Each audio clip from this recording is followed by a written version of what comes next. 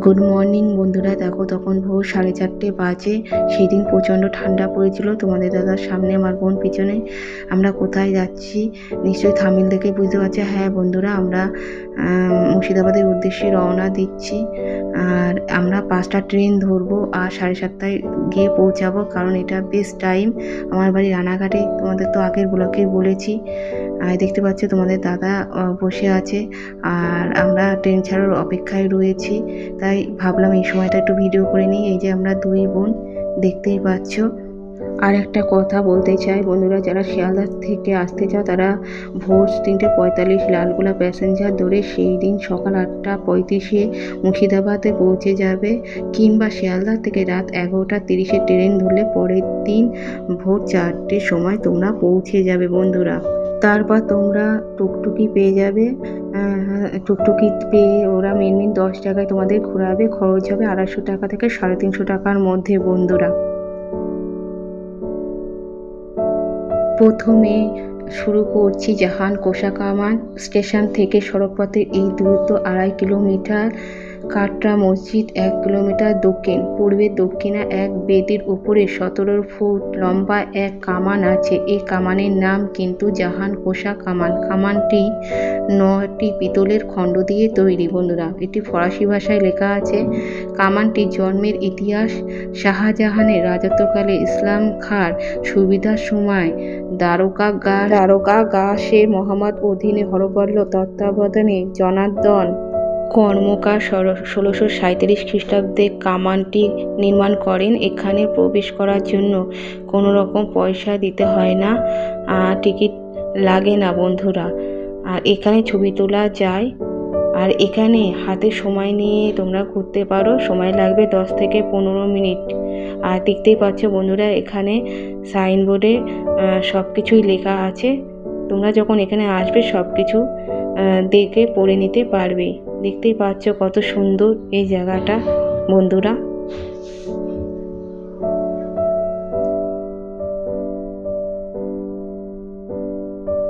আমরা আবার আরেক জায়গায় চলে এসেছি।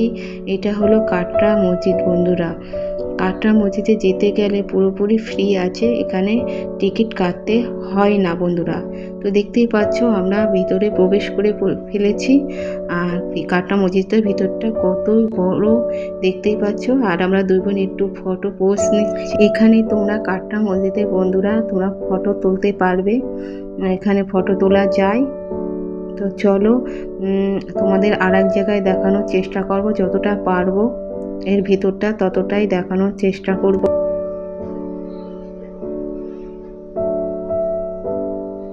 তো দেখতেই পাচ্ছ আমরা আর এক জায়গায় চলে এসেছি। এটা কাটরা মসজিদের ভিতর একটা সাইড, কি সুন্দর লাগছে দেখতেই পাচ্ছ বন্ধুরা এই জায়গাটা।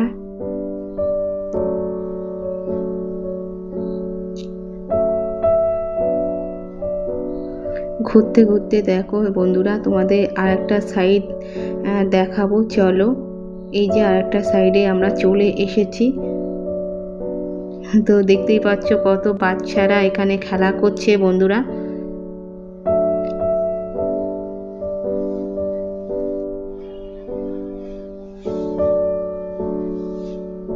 এই কাটরা মসজিদের ভিতরটা খুব সুন্দর বন্ধুরা, আর বড় এরিয়া নিয়ে এই কাটরা মসজিদ বন্ধুরা, সেটা তোমরা দেখতেই পাচ্ছ।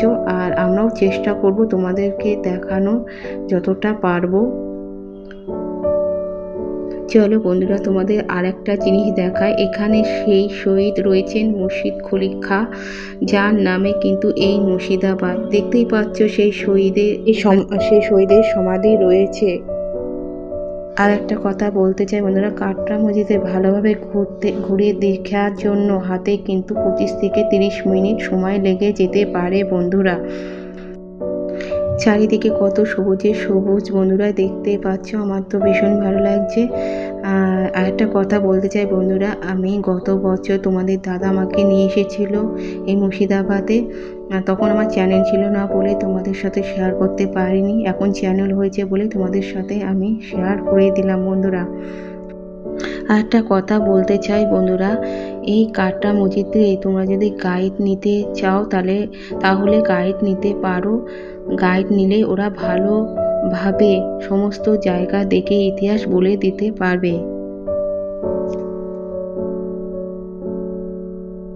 না যেখানে পাহাড় বা সমুদ্র নেই, কিন্তু এমন কিছু আছে যেগুলো টানে কিন্তু বারবার ছুটে আসতে হবে এই ঐতিহাসিক শহর মুর্শিদাবাদে। আর যদি তোমাদের মন চায় তাহলে স্মৃতি হিসাবে এখানে ছোট ছোট বইগুলো সংগ্রহ করে রাখতে পারো বন্ধুরা। এখানে এই কাটরা মসজিদের সম্পর্কে সমস্ত বই এখানে পাওয়া যায় বন্ধুরা।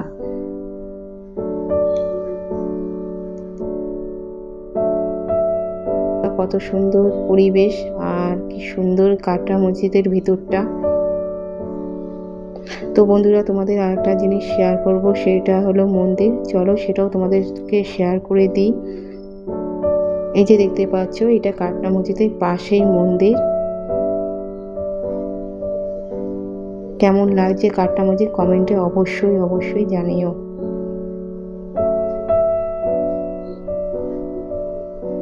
আমরা আবার আরেক জায়গায় চলে এসেছি। এটা হলো কাঠগোলার বাগান বাড়ি বন্ধুরা। এটা হলো বাইরের দৃশ্য, দেখতেই পাচ্ছ। চলো এবার তোমাদেরকে ভিতরে দেখাবো। এই যে যতটা পাচ্ছি দেখানোর চেষ্টা করছি বন্ধুরা।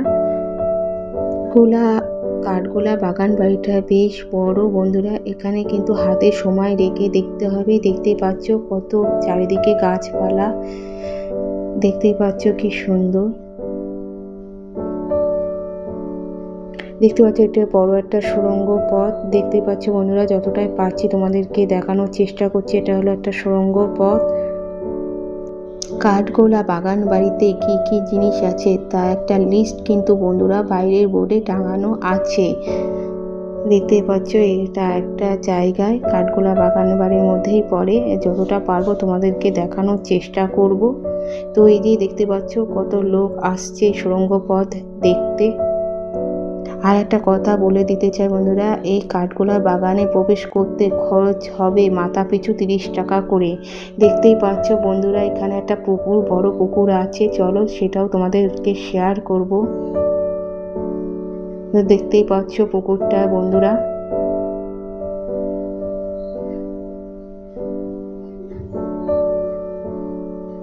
তো কত সুন্দর লাগছে এই কাঠগোলার বাগান বাড়িটার সামনে পুকুর, দেখতেই পাচ্ছ সেটা। এখানে তোমরা না আসলে বুঝতে পারবে না বন্ধুরা। তোমরা যখন এখানে আসবে তোমাদেরও ভালো লাগবে। আর আমি যতটা পারবো ঘুরে ঘুরে দেখানোর ততটাই চেষ্টা করব বন্ধুরা। তো এই পুকুরে কত রকম রং মাছ রয়েছে তোমরা দেখতেই পাচ্ছ বন্ধুরা।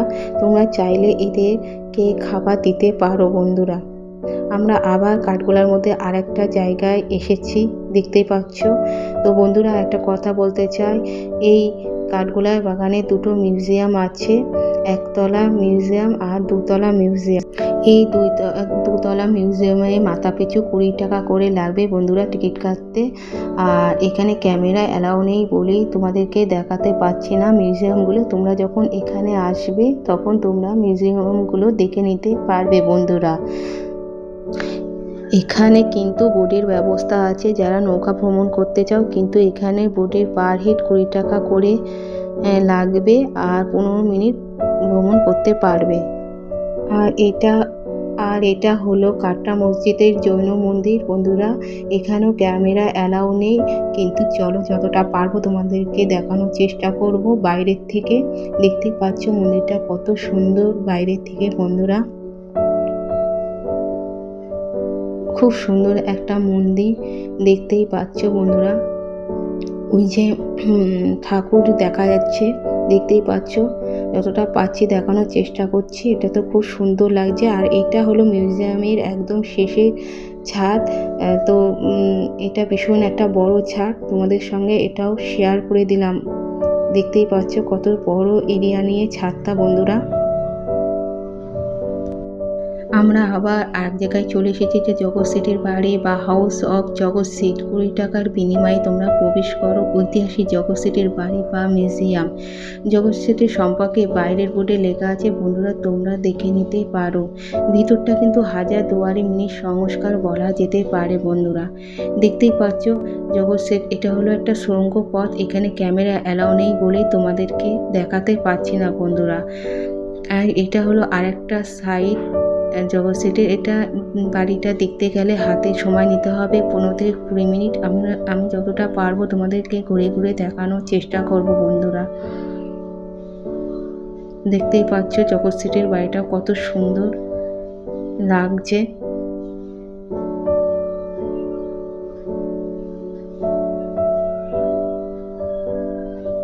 তো এইটা হলো জগৎ শেঠের মন্দির। ভেতরটায় পরে বিভিন্ন দেবদেবতারাও আছে বন্ধুরা। আর একটা কথা বলছি, এই জগৎ শেঠের বাড়ি অনেক কিছু আছে, সুড়ঙ্গ পথ আছে, অস্ত্রাগার আছে, প্রচুর প্রাচীন ব্যবহৃত জিনিস আছে। কিন্তু এখানে দেখতে গেলে একটু সময় নিয়ে দেখতে হবে। এগুলো দেখতে গেলে ক্যামেরা অ্যালাউড নেই, তাই তোমাদেরকে দেখাতে পারছি না। এর ভিতরটা কত সুন্দর দেখতেই পাচ্ছ, খুবই ভালো লাগবে তোমরা যখন এখানে আসবে বন্ধুরা।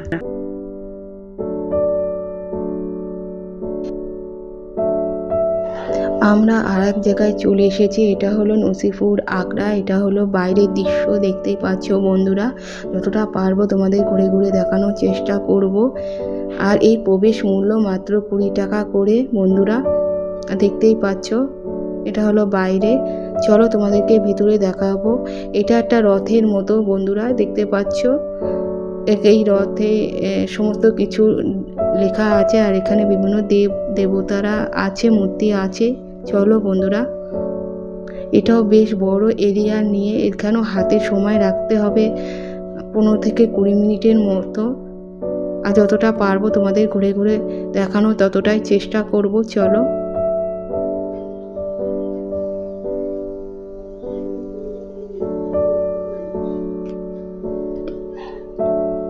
এটা হলো আর একটা সাইড। আর এখানে দেখতে পাচ্ছ একটা গাড়ি, তখনকার সময়ের এর মূল্য মাত্র 80 টাকা ছিল। আর দেখতেই পাচ্ছ এখনও কি সুন্দরভাবে রয়েছে বন্ধুরা।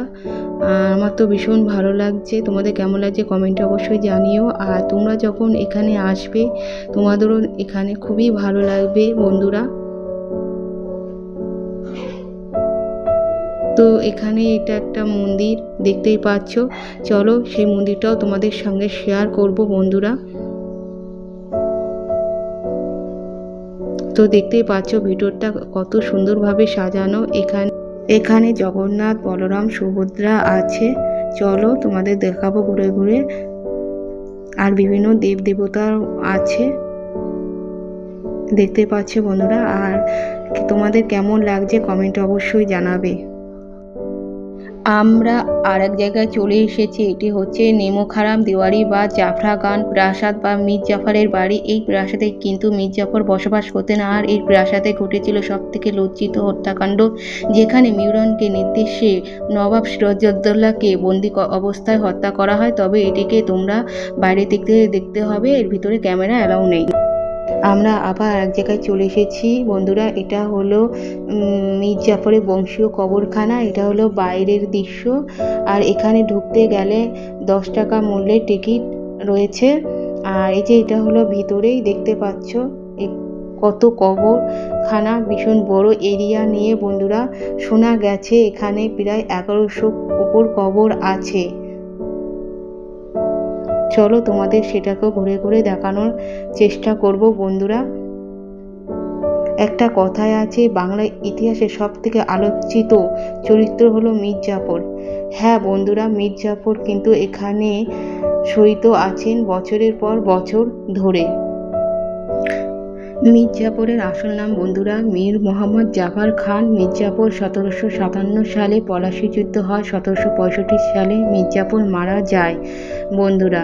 তো দেখতেই পাচ্ছ কত বড় এরিয়া নিয়ে এই কবরখানা। আমরা যতটা পারবো তোমাদেরকে ঘুরে ঘুরে ততটাই দেখানোর চেষ্টা করব, সাথে থেকো।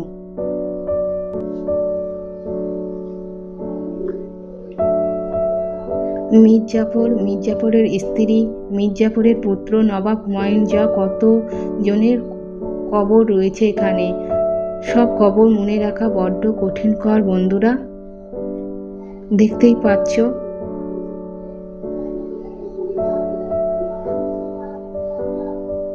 আমরা যখন কবরখানায় ঢুকেছিলাম তখন বেশ বেলা অনেকটাই হয়েছিল। যতই বেলা হচ্ছিল বন্ধুরা ততই গা ছমছম করছিল।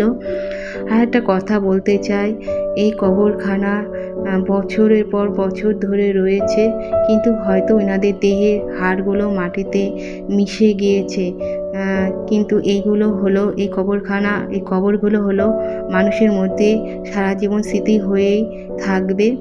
আর তোমাদের কেমন লাগছে কবরখানা কমেন্টে অবশ্যই জানাবে বন্ধুরা। তো যতটা পারলাম তোমাদের সঙ্গে ততটা শেয়ার করে দিলাম।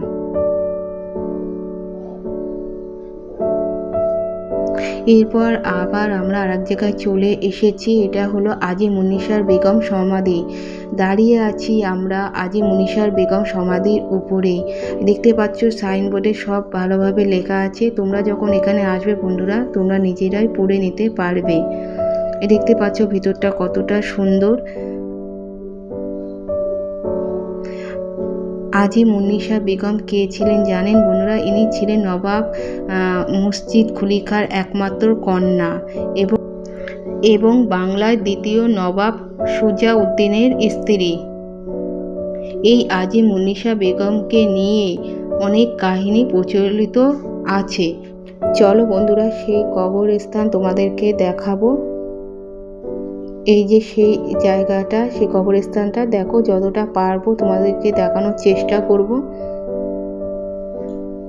এই যে সেই কবরস্থান।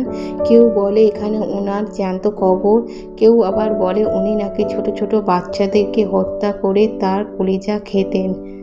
যদিও এটা কতটা সত্য তা আমরা জানি না। আমরা ওখানে যতটা জানতে পেরেছি তোমাদেরকে ততটা শেয়ার করলাম। এই তত্ত্বগুলো পুরোপুরি বিভ্রান্ত বন্ধুরা।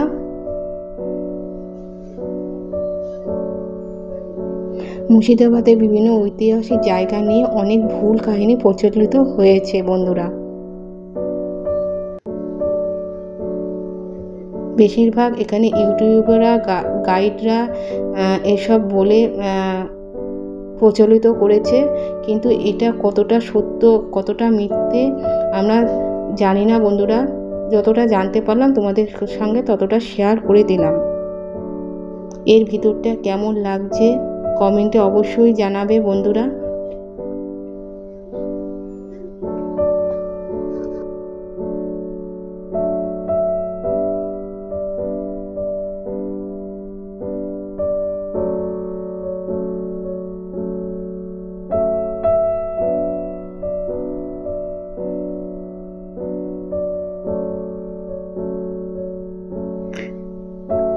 আমরা আবার আরেক জায়গায় চলে এসেছি বন্ধুরা। এটা হলো মুর্শিদাবাদের জেলার অন্যতম এবং সর্বশ্রেষ্ঠ আকর্ষণ হাজারদুয়ারি মিউজিয়াম প্যালেস। এই মিউজিয়াম প্যালেস সকাল 9টার মধ্যে খুলে যায় বন্ধুরা। আর এখানে যদি তোমরা টিকিট কাটতে চাও অনলাইন অফলাইন দুটোই ব্যবস্থা আছে বন্ধুরা। তো দেখতে পাচ্ছ শুরুতেই হাজারদুয়ারি। এটা ভীষণ বড় একটা এরিয়া নিয়ে, দেখতেই পাচ্ছ। চলো তোমাদেরকে ঘুরে ঘুরে দেখানোর চেষ্টা করব যতটা পারবো।